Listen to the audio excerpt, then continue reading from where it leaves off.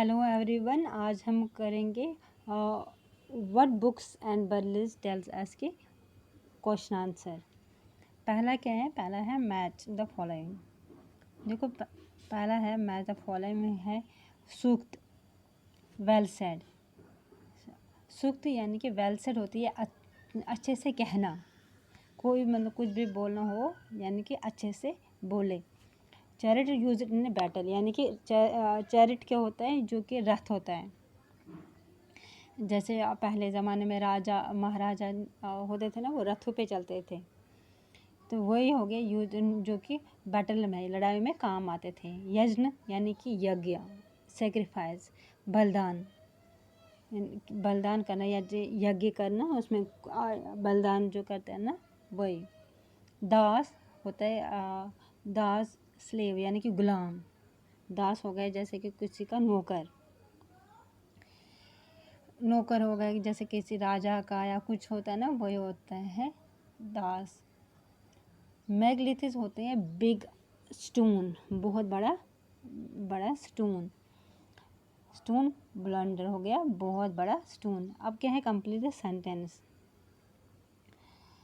Slaves were used for dash work. बोले जो गुलाम होते हैं वो किस काम के लिए होते हैं? वो होते हैं सिर्फ काम करने के लिए। बी है megaliths are found in South Indian, north west and Kashmir. बोल रहे जो बड़े बड़े पत्थर है ये कहाँ पे थे, कहाँ पे होते थे? साउथ इंडिया में और नॉर्थ वेस्ट में और कश्मीर में। Stone circles and boulders on the surface were used to indicate the exit place for other members.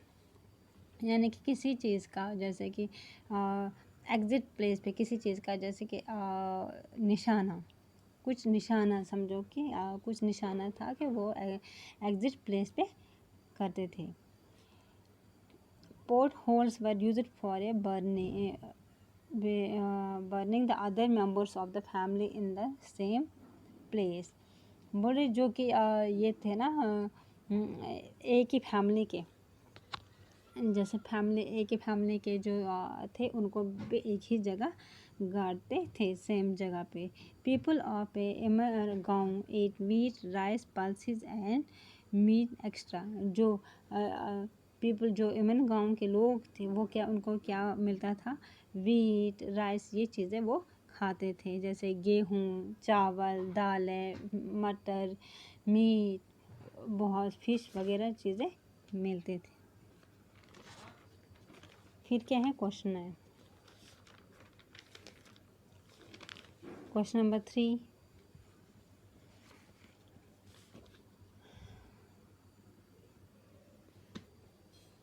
In what ways are the books we read today different from the Rigveda.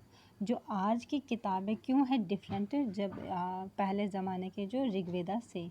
Today's books are printed and widely read. जो आज की किताबें हैं वो इसलिए different है क्योंकि आजकल जो हम किताबें बनाते हैं वो प्रिंटेड होती है।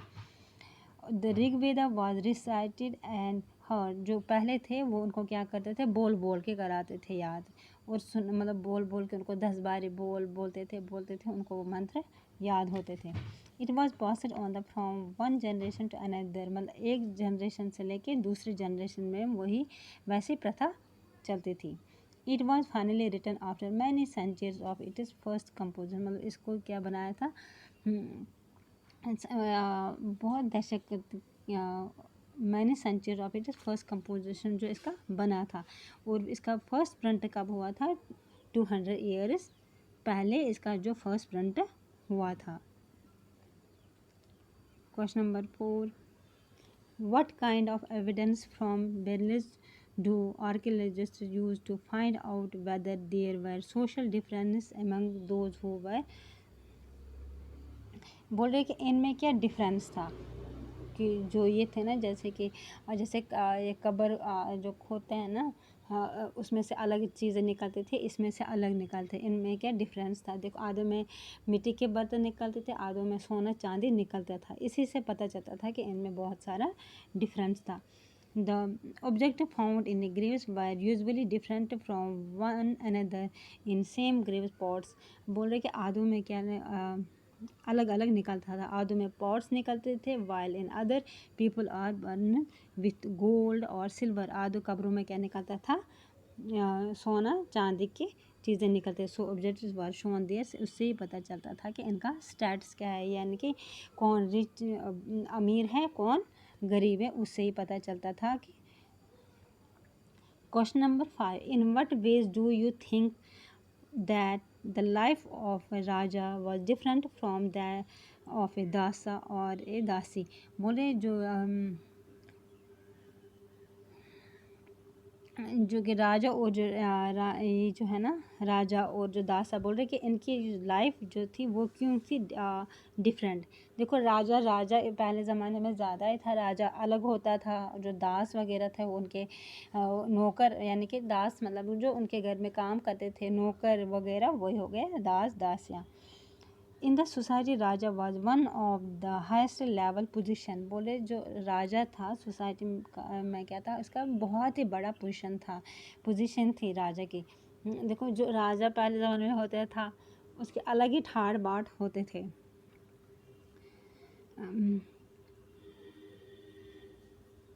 द किंग्स ऑफ द, बोल रही है मतलब ये था होता था ना, जैसे होते थे रजवाड़े सपोज, ऐसे में बोल रही हूँ उसी से होते थे ना, फिर उनका ये था दबदबा बड़ा था. वेर एज द दासाज और दासी वर द लोवेस्ट पोजीशन. बोले जो दास और जो दासियाँ थी वो क्या थी, उनका जो स्टेटस था वो बहुत ही लो था, यानी कि उनको बहुत ही असल में समझो तुम बहुत ही गरीब के सोसाइटी के लोग थे वो.